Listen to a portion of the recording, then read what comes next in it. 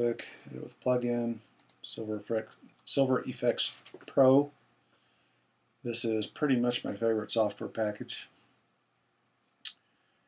Pretty awesome. Alright, so here's the histogram down here, and you can see we're kind of dark. It's not surprising, you can tell that by looking at it. So what I'm going to do is I'm going to play around with this dynamic brightness control and watch what happens with the slider over there.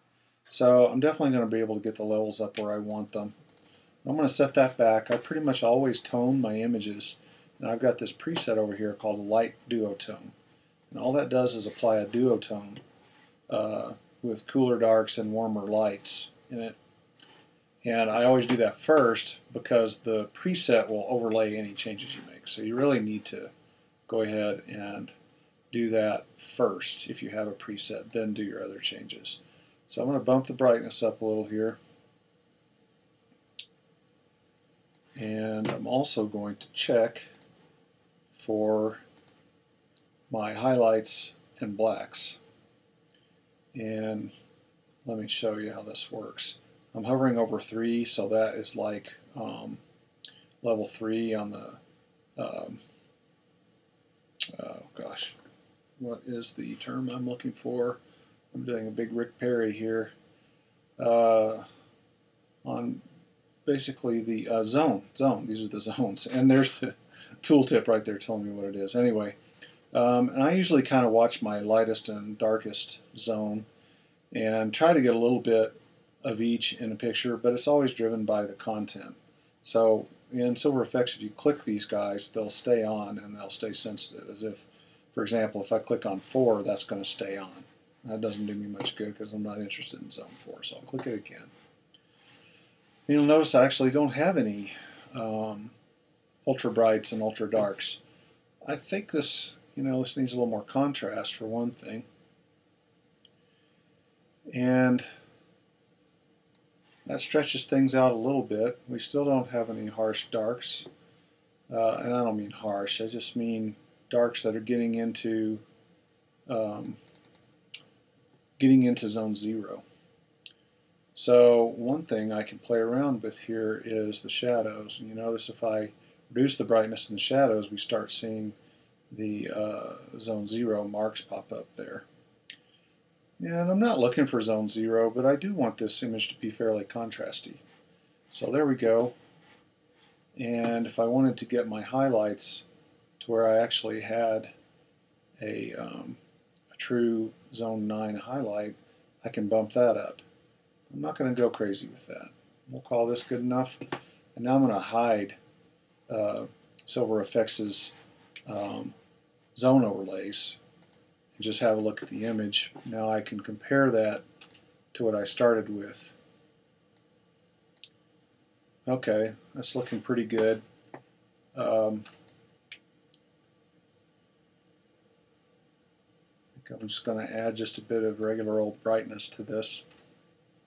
Alright, so that I'm kind of happy with the exposure here, but now what I want to do is play around a little bit with the detail. There's no sharpening tools in Silver Efex, but there are these controls for what they call structure. And this is sort of like a softer sharpening tool. It's very hard to describe, but the effect is obvious when it's applied. I'm going to over apply it. See that? See how that brings out textures and the edges of things? Alright, so we're not going to go that far. You can use the overall structure, the global structure, or you can use these others that affect only certain parts of the image, like the midtones or the highlights. So I usually work in the midtones. That's usually where my subject matter is. So I'm going to boost the midtones a bit on this guy. And this is global, it covers the whole image. That may not be what we want all the time. Another thing we can do is actually add what's called a control point, and that will create just an area that's affected by the adjustments that you apply. If you want to see where that control point is going to take effect, you can flick this on, and anything that's white is going to see the effect of that control point. This works a lot better with a color photo, honestly. A color photo as the beginning, because Silver Efex actually sees all the channels. But it works well enough in black and white. And basically what I want to do is see if I can find a place where I can bring out some character here. So maybe this is it. And I'm going to bring it down fairly small so I don't get too much leakage. Alright, now I'm going to flip back. And I'm going to, now here the structure isn't as fancy. You can only control the sort of all structure as opposed to midtones and highlights and so forth. So here I'm just giving them a little structure in the face here, and maybe I'll create another control point. I'm going to copy this down and look at the effect of that. Something like this, maybe bring it in a little bit and turn those back off, and then maybe add a little structure. Well, it copied the, obviously it copied the structure down, my structure setting there. So here's the before and after, and I think I might leave well enough alone here.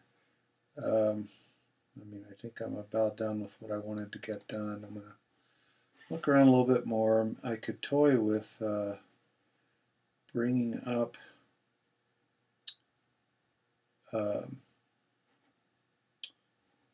the brightness just a touch in the fold of his coat, just to get a little more detail. You see how that worked.